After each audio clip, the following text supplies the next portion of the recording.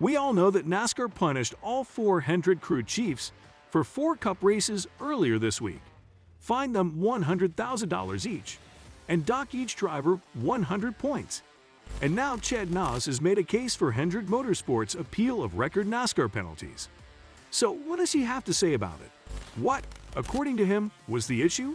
Buckle up, NASCAR fans, as we dive deep into Hendricks Motorsports on NASCAR Zone.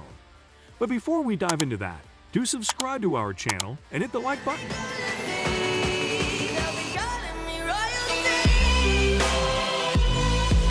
Earlier this week, NASCAR handed out hefty penalties to all 4 of the H&S Cup teams for making illegal alterations to next-gen vehicle parts that originated from a single-source supplier. Following the completion of practice at Phoenix Raceway, the hood louvers, vents, were removed and taken away from the Chevrolets with the numbers 5, 9, 24, and 48. The sanctions consisted of a fine of $100,000 for each of the 4 crew chiefs, a suspension of 4 races, the loss of 100 driver points, 99 owner points, and 10 playoff points for each of the teams. The number 31 Chevy squad for Kaulig Racing was given the same punishment as the other teams. What was the difference in parts? According to Chad Knaus, the vice president of competition for H&S, it's been trying, and look, we've all jumped in bed on this thing together, right, since we started this Gen 7 car. And that's the thing that I think we've all prided ourselves on in the garage, is that there's been a tremendous amount of give and take as we've tried to learn how to race this car and work together. It's very disappointing to me that we're sitting in this situation right now with a component that we have all come to the conclusion it is not correct, and we've all tried to work with to get it fixed, and because we've done that with other parts. Did you modify parts that you felt like were acceptable to NASCAR, or did you use parts given to you that did not fit what NASCAR's template? I guess what I'm asking is, do you feel like that the parts were faulty and that's why you've been penalized, or did you modify the parts in a way that you thought was acceptable to NASCAR? I can tell you this, Bob. We've got a brand new set of these parts that we could go pull off of the shelf right now that NASCAR deemed illegal, inappropriate for us to race. You guys were penalized. Kaulig was penalized. Do you have any idea why other teams weren't doing what you were doing? I don't know that they were or weren't, Bob. Chad, Elton said NASCAR works with the teams to make sure parts and pieces fit properly, but he specifically used the words, this was modified outside those bounds. It seems like you take offense to, we modified these for performance. Yeah, we have a CAD that has been submitted by the OEM, and the OEM gives that CAD to NASCAR, and it's NASCAR's responsibility to make sure the parts we get fit that CAD. Are you saying that you pretty much modified the parts to fit the CAD? We made sure that our parts fit the hood, and the hood closed and did all the stuff that it needed to do. However, a statement that was released by the organization on Wednesday touched on 3 areas. Louvers provided by the supplier do not match the design submitted by the manufacturer and approved by NASCAR. Inconsistent and unclear communication by the sanctioning body related to the issue with louvers, and recent comparable penalties issued by NASCAR have arisen from post-race inspection rather than a volunteer inspection.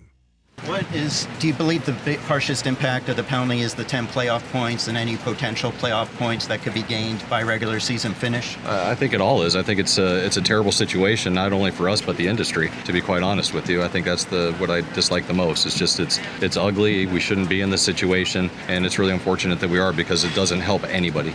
Are you going to ask for the crew chiefs to be back next week, or if the appeal is not next week, or will you continue to use interim crew chiefs until the appeal is heard? Well, I think Jeff and I have discussed it with Mr. H and Mr. Gordon, and we're just going to see when the appeal comes down, and we're going to take it kind of week by week and understand what it is that we need to do as the timelines develop. So the way the voluntary inspections happen when you show up at a racetrack with that type of a schedule, you have a mandatory safety and a mandatory engine inspection. Everything else beyond that is up to the teams.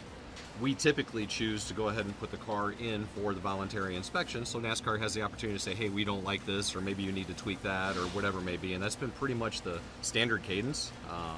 I don't know that there's too many teams that usually go through the voluntary inspection that don't get told, hey, you need to kind of work on this a little bit before you show back up tomorrow. Because once a car's in the garage, it's open for inspection and for parts to be taken. So what is the argument for that it was voluntary?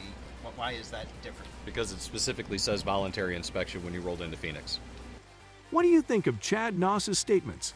Tell us in the comments. Be sure to hit the bell button and subscribe to our channel to get the latest updates. In a Zoom call this week with reporters, Elton Sawyer, NASCAR's Senior Vice President of Competition, said that there have been talks with teams about letting them make changes to help a part fit better. Teams could kind of do some slight modifications to these parts to help make them fit. Is that correct? And this, in your eyes, I guess, kind of went beyond that teams could do some stuff, but this, in your eyes, was beyond that? Yes, absolutely. There is components, as we have approved, working directly with the industry and the garage, and a process to do that. This area was not approved. We felt like the communication line between NASCAR and the garage was done properly, and obviously they were outside the boundaries. Yeah, Dustin, basically, as we mentioned at Phoenix, this is in uncharted waters. We, from time to time, we'll capture parts, we'll bring them back. And as we continue to investigate and look at parts and comparing parts, it was obvious to us that these parts had been modified in an area that wasn't approved. This is a consistent penalty with what we went through last year with other competitors, the 6, the 34. So we felt like, to keep the garage on a level playing field, the competition level where it needs to be. All the dialogue that went around this car last year, working with the owners on what the deterrent model should be, we were put in a position that we didn't feel like there was no other way but to write a penalty. While if we see Kaulig Racing, things are a little different for Kaulig. NASCAR only took away one louvre. From the 2-car team, each car has 2 louvers. Kaulig's defense will be that it just used a part that was given to it and didn't change it. The team said in a statement, they're displaying variances in the parts supplied to teams by NASCAR's sole source supplier, offering no competitive advantage. Team President Chris Rice asserted in the end, my team did nothing wrong. We focus on the positive stuff at Kaulig Racing. We don't focus on the negative stuff. And it's easy to get involved in the negative stuff and get involved in whatever is being said or whatever people think. But at the end of the day, my guys did nothing wrong.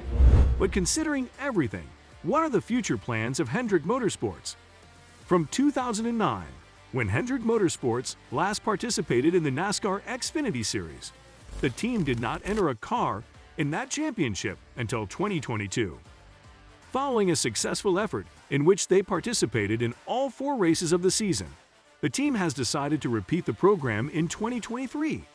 Jeff Andrews, the president of the team, stated that their current plan is to compete in 4 different events in 2023.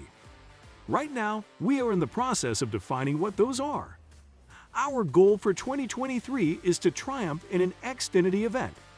Hendrick entered races in the Xfinity Series, beginning with the company's first season in 1984 and continuing through 1990. The team returned to the series for a good portion of the 2000s and won the title in 2003 with Brian Vickers. Nevertheless, after 2009, the division was discontinued because Junior Motorsports, which was co-owned by Dale Earnhardt Jr., who drove for Hendrick at the time, and HMS owner Rick Hendrick, served as HMS development squad in practice. After an absence of 10 years, HNS re-established their Xfinity team in 2022 by assigning their Cup Series drivers Alex Bauman, William Byron, and Kyle Larson the number 17 car. The team did not specify a precise schedule or if the number 17 will remain the car's number. During his time as a race car driver, Hendrick's late son Ricky was the only person to ever use this number. In addition to their participation in the Xfinity Series, the team is making preparations to compete in the 24 Hours of Le Mans in June with a next-gen Cup vehicle that has been upgraded. Andrews continued by saying this about the Le Mans entry. I think it is a wonderful chance not just for Hendrick Motorsports, but also for the sport of NASCAR to exhibit the degree of technology and the quality of the race cars. Our industry employs some of the most skilled workers in the world, both in terms of the drivers and mechanics. It is a fantastic opportunity for not just Hendrick Motorsports, but also for NASCAR that we will get the chance to travel to France in June and compete on a global and worldwide platform there. That's all for today. Hope you enjoyed it. Tell us in the comments what you think about the video. And don't forget to subscribe to our channel to see more of our videos on NASCAR updates. Look forward to seeing you in the next video.